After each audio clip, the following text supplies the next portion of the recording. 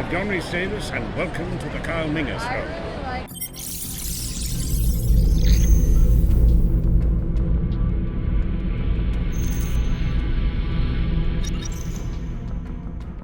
Hello and greetings, ladies and gentlemen of YouTube world, and welcome back to another amazing Kyle Minger Show video. And today, guys, I am back with another amazing review for the Kyle Minger Show. And for all of you those who have been subscribed, been around for a very long time, you guys know what I do because you guys enjoy my videos. But for glorious new people who are just typing in review for this certain movie right now, and you guys see me pop up on the feed, on the YouTube search list. If you guys just click on me and you guys see me just talk about this right about now.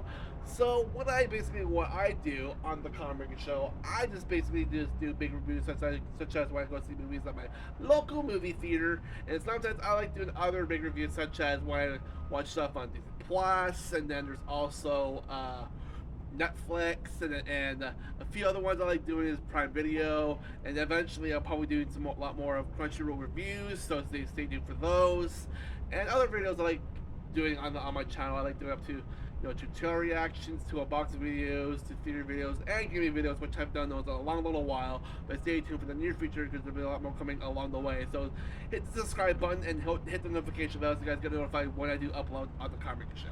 So today, guys, I know I haven't really done a video like this in I haven't really seen any of these movies at the theater when I was younger, because at the time when these movies were coming out, I was still like in the early 2000s. I was like still in elementary school, and I was not really allowed to go see these movies yet because I wasn't really old enough to see these movies. And then when I think the last one or two movies of the Final Destination movies came out, I was like in high school. I think it was like the Final Destination movie. I think it came out in 2011 or 2012, and that was like, I think, right after I got out of high school, and I didn't know that the last movie was, well, technically the Final Destination is actually the fourth movie, and then I think the Final Destination 5 came out like a year or two later after that, I think. I can't remember which, but I may be wrong, but I've never seen any of them in theaters, so I'm very happy enough to see this one for you guys today. And I know there's a lot of theories for this movie, and this movie is actually breaking records in the box office. It's made over $271 million in the box office, and the budget for this movie was 180. So it's grossing a lot of money right now, and a lot of people are loving this movie. So if you guys are a big fan of the Final Destination movies, I actually started watching these movies like many years ago, and actually just fell in love with these movies, and they're just so good. And stuff like this kind of does happen in real life, but no, death is not really on your death list, because death is not coming after you. But it's just those kind of movies where it just seems like stuff like this does happen in real life, where there's this big accidents. But these are just movies. It doesn't really actually does happen in real life, ish, kind of. But we do have some big just catastrophic accidents out there here and there in the past many years, but nothing too major. But I mean, well, you're gonna say, oh, Kyle, there's a lot of major accidents that happen around the planet. It's like, well, yeah, I mean, I'm just saying, it's like, we haven't had any big accident like that in years. But either way, there was a lot of Easter eggs from the previous films in this movie, where the main character picks up her grandmother's book, where she was actually the first person who witnessed death's big hit list on this thing called the Sky View, and she was basically almost the last survivor-ish. And we find out another backstory about J.B. Bloodworth's backstory, like how he was actually there on the Sky View, and he was actually one of the other lone survivors, where she was actually not supposed to be there, but his mother was actually a singer back then in the 1950s or 60s or whatever. So they had that little nice vibe at the very beginning of the movie. It was actually kind of cool. And yeah, so basically, grandmother Iris was the one who had made a prediction about everyone was going to die in the Sky View, which she saved a lot of people's lives. And it's actually kind of cool. Like there was a lot of like backstories, like all these people that she saved were actually on death's hit list many years in the future. So it's taken death like years and years, one by one, to take out all these people that they're not supposed to survive, and killing them one by one until it reaches to the year of, I think this timeline of the year where this movie is supposed to take place, and I think it's in our modern time now. It's like 2025, because in this movie there's a whole bunch of smartphones and smart cars and better technology from the last previous film. So yeah, so basically I think from what it looks like, it's taking place from our time period. So, but yeah, it explains a lot from bringing all the movies together, tying them over to this movie, and we got to see a whole bunch of Easter eggs and secrets that actually explains a lot about what happened in the past to now. I'm not gonna explain a lot about it, but everything was just connecting one by one from the past to the present, which was pretty cool, pretty interesting. And we got to see the backstory of J.B. Bloodworth, you know, the guy who played Tony Todd's character, and also rest in peace because he passed away a couple years ago, and he was such a great actor. He played that corridor guy in all the movies where he basically takes all the dead bodies to the morgue. So you know, rest in peace again, dude. You were one of the best actors who portrayed the character that he actually wanted to continue to do.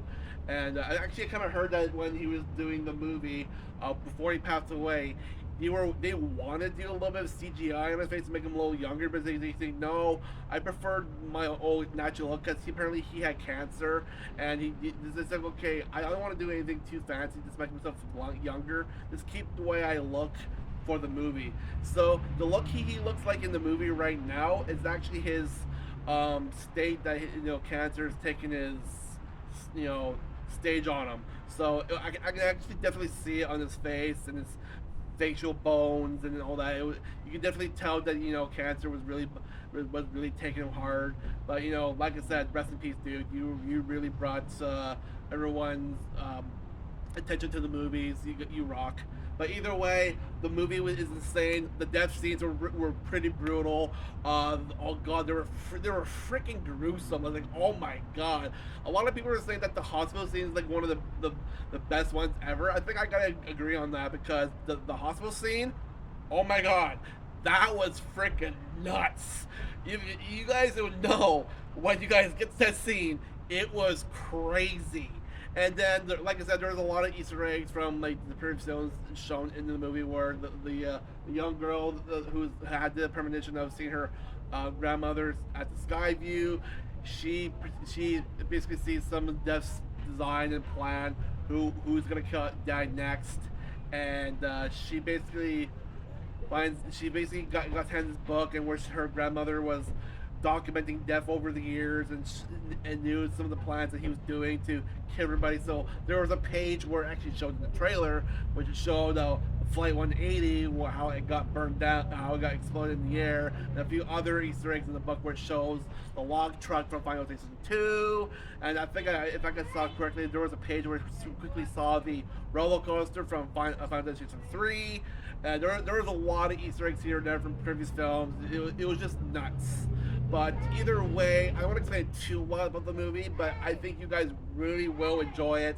So I think for the big spot on this movie, Ella, it is getting a lot of love, a lot of attention right now in the theater and in the box office view. So I think I'm probably just gonna give it a spot on, probably a 6 out of fucking 6.